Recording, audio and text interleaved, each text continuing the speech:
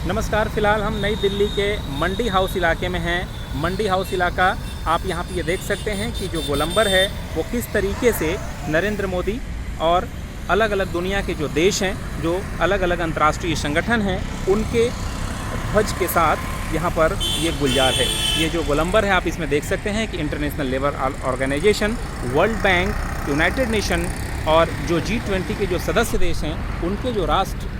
ध्वज हैं वो किस तरीके से फ़िज़ाओं में लहरा रहे हैं। ये स्थिति आज 11 सितंबर शाम करीब 6 बजे की है और ऐसा तब है जबकि G20 शिखर सम्मेलन नई दिल्ली में पूरी तरीके से संपन्न हो चुका है। 9 और 10 सितंबर को संपन्न हुए G20 शिखर सम्मेलन में नई दिल्ली डिक्लेरेशन को लेकर के कई सारी चर्चाएं चल रही हैं। दुनिया भारत में हुए इस अंतर्राष्ट्रीय आयोजन को काफ़ी उम्मीद भरी निगाहों से देख रही है। मंडी हाउस के इस गोलंबर पर ये आते जाते लोग और ये जो फ़िज़ाओं में जो लहरा रहे जो झंडे हैं वो भारत की बुलंदी की ओर इशारा कर रहे हैं। जैसा कि मित्रों मैं बताऊं आपको कि आज दुनिया के शक्तिशाली देश अमेरिका के राष्ट्रपति जो बाइडेन अपने वियतनाम दौरे पर भी इस शिखर सम्मेलन के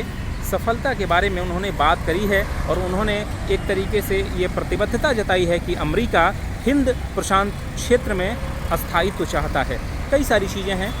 यूनाइटेड किंगडम यानी ब्रिटेन के प्रधानमंत्री ऋषि सुनक ने भी कई सारी चीज़ों को लेकर के जो इशारा किया था, जो बताता है कि आने वाले समय में भारत के साथ जो G20 के जो सदस्य राष्ट्र हैं और जो आमंत्रित सदस्य हैं उनके साथ जो व्यापारिक रिश्ते हैं, जो कई सारे और भी जो रिश्ते हैं अंतर्राष्ट्रीय मोर्चों को लेकर के, वे और भी प्रगाढ़ होने वाले हैं। और ये G20 के सम्मेलन ख़त्म होने पर मैं अपने साथी कृष्णा के साथ यहाँ पे हूँ और मैं ये बताना चाह रहा हूँ कि जो G20 का जो शिखर सम्मेलन है जो नई दिल्ली में अभी संपन्न हुआ है 9 तारीख और 10 तारीख को, ये आने वाले समय में ख़ास तौर पे भारत के लिहाज से एक तरीके से महत्वपूर्ण साबित होने वाला है, क्योंकि दुनिया भारत को एक महाशक्ति के रूप में देख रही है। ऐसा इसलिए है क्योंकि भारत फ़िलहाल दुनिया की 5वीं सबसे बड़ी अर्थव्यवस्था है और आने वाले समय में 2030 तक भारत दुनिया की तीसरी सबसे बड़ी अर्थव्यवस्था बनने के दिशा में अग्रसर है। और ऐसा बहुत ही प्रासंगिक सिद्ध होता है क्योंकि दुनिया को जो बाज़ार की ज़रूरत है भारत में वो मौजूद है। ऐसे में जो भारत की जो शक्ति है, जो भारत की जो अपनी स्थिति है आने वाले समय में काफ़ी मजबूत होगी। और नई दिल्ली में जो शिखर सम्मेलन जो संपन्न हुआ है G20 देशों का, इसको लेकर के जिस तरीके से एक मोर्चाबंदी हुई है और ख़ास तौर पे जो प्रधानमंत्री मोदी का व्यक्तित्व जिस तरीके से दुनिया में ग्लोबल लीडर के रूप में उभरा है, वो भारत के लिए सुखद संकेत है। ख़ास तौर पे इस G20 शिखर सम्मेलन में कई सारी ऐसी चीज़ें आईं जो चर्चा का विषय बनी है, जिसमें ब्रिटेन के प्रधानमंत्री ऋषि सुनक और उनकी पत्नी द्वारा भारतीय परंपरा का निर्वहन करना, खास तौर पे अक्षरधाम मंदिर में जिस शादी वेशभूषा में पति पत्नी वो गए,